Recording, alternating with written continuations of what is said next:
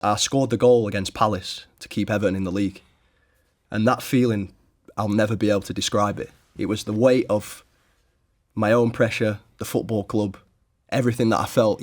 I'm quite an emotional person, so I put that responsibility on my shoulders. I kind of thought it's my responsibility to save everybody, save people's jobs. It's a lot to put on your shoulders. So when I scored that goal, it was just like a relief, biggest relief ever. And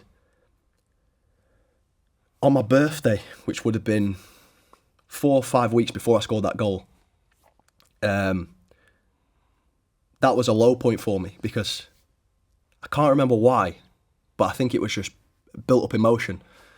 I ended up crying, I was on my own on my birthday, crying on my bedroom floor for whatever reason, feeling a little bit sorry for myself, but I think it was just not knowing how to express what I was feeling in that moment.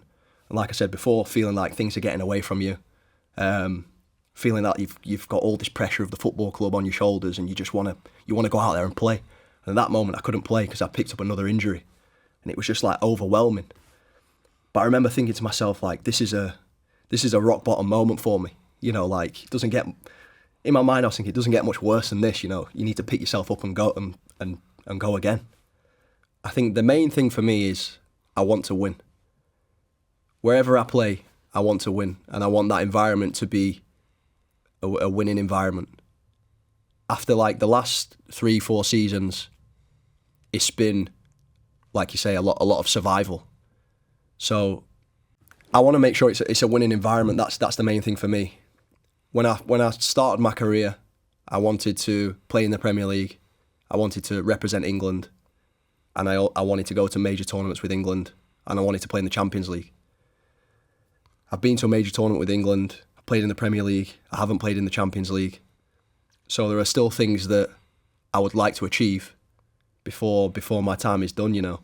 So they are the main factors that come in. I have an opportunity to decide potentially where that place will be, and if it has those things, that gives me the best opportunity, the best environment to win and score goals, and ultimately with that will become the return of me getting back in the England team, playing in the Champions League. And I think that's always been my driver, to perform at the highest level possible in whatever I do. And my representation of that is Champions League football, World Cups, Euros, and getting into that bracket of elite players. You know who we all want to be? That person. The one who's meal prepping. They've got their organic grain bowls. They come in with their quinoa, all of that stuff. We know they're also getting a full 8 hours sleep, meditating before sunrise, never rowing with anyone, and just hitting it every time. But let's be real. Who has the time for that? Like me, you've probably got loads to juggle: kids, work, exercise, pretending that you've got everything together at the same time, and something has to give. And for me, traditionally, that was energy. And then I discovered Vitals by Heights. And these changed so much for me. Just 2 capsules, the job is done so fast. And then I know for the rest of the day, my irons, my B vitamins, my immune system's being looked after. I've got zinc for bone health, omega-3 and DHA for normal heart health. Honestly, the lot is packed into these golden little beauties. And as we see on the High Performance Show so often, high performers aren't perfect. They've just worked out the smart things that make a difference. So why don't you do right by your brain, your body and your health? Head to heights.com/Jake or enter the code HP20 at checkout for 20% off your first order. It almost feels like I'm at the start of almost a second career, because everything that I've done and achieved already, I've had my setbacks, I've had my comebacks, and now I feel physically and mentally in a very good place where it's like the mountain analogy, you climb one mountain and then you've always got another one to climb. And I feel like I'm at the bottom of the next mountain, ready to climb it. Spiritually, physically, mentally, in a very good place and ready for whatever comes at me, So what have those difficult times done for you? I think it's built character. It's allowed me to know myself better and better understand the way I am, control my emotions, and you go through things in life and it gives you perspective. And I think it's just helped me evolve, not only as a I'm a footballer, you know, but I'm also a human, and it's helped me evolve as a human and as a person, to be a better father, to be a better husband, better son, all these kind of things. And I think everything's like it's a learning opportunity, you know, and that's the way I've always seen it. Not always in the moment you realise that, because tough times are tough times, you know, but I think when you can sit back and reflect and look back and think, why did I go through that, or what have I learnt from that? I think that's always an important thing. Otherwise, it's a wasted opportunity. There's also a human side behind the player. And that human side for me was one that recognised what was at stake. Despite and contrary to what probably Everton fans maybe thought about me in that time, because whether I like it or not,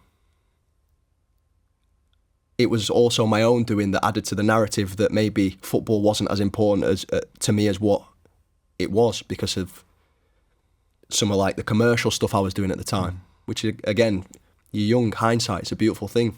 So what do you mean by that? So I probably mistimed, alongside the injuries, you know, when you do commercial things as a player, if you're doing well on the pitch, it's always received in a good way. No one cares what you do as long as you're scoring goals. But the moment you stop scoring goals, or things start to go not the way they were before, it's perceived in a not so good way. It's focus on football, get back to training. Do you know what I mean? So I was playing, scoring, doing some commercial stuff. It wasn't a problem. And then I did some commercial stuff that was put out at a time which wasn't in my control. So I'd already done it months before, and it was coming out on a specific time when I was actually injured at the time. And I remember this feeling of like dread, thinking, like this is going to come out and I know what it's going to be met with, and probably didn't really need to do that. And I look back and think, well, I'm not really sure why I did it, you know?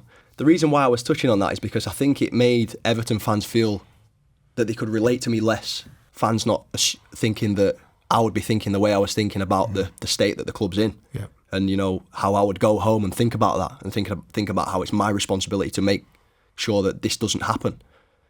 So it was probably like I say, things that I did which then added to them not being able to relate to me in a way which was probably more so my own doing.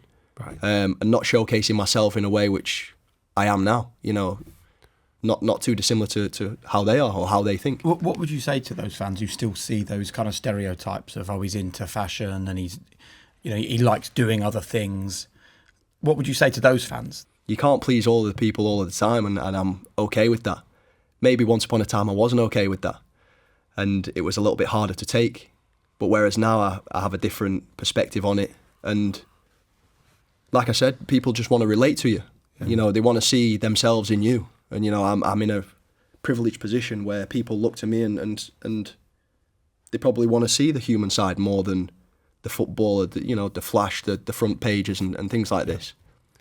I was probably trying to be particularly strong and put on a brave face every time I went into the training ground, because I had to. You know, it was almost a poker face of like, you know, I'm good, getting back fit, you know. But really I was, you know, mentally I was in a bit of turmoil. Yeah. So after that point, and I released all that, it did give me a sense of freedom to kind of like go. And how do you maintain that now going forward, so you don't find yourself back in a situation where it's building up? I'm thankful that I've got a very good line of communication with my wife. You know, we're very close, and we share everything with each other. So I think having that support at home for me, and I guess maybe even being a father as well, is an outlet in itself. Yeah. So it's naturally become an outlet. So I always think things happen for when they're supposed to happen. And I became a dad probably right at the right time. I met my wife right at the right time.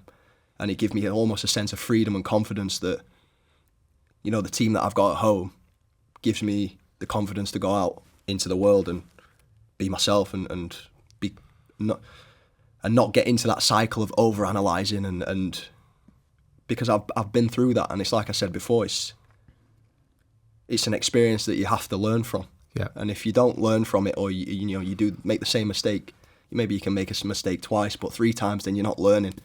So I think for me, in going through all that, I've realised that the most important thing is action. You have to act, because that's whether you're going through a good time, bad time, more so the difficult times. If you sit there and think about it and dwell on it and let it almost fester and manifest itself, then it'll only get worse. So you have to make a plan and go and execute and go and act upon it.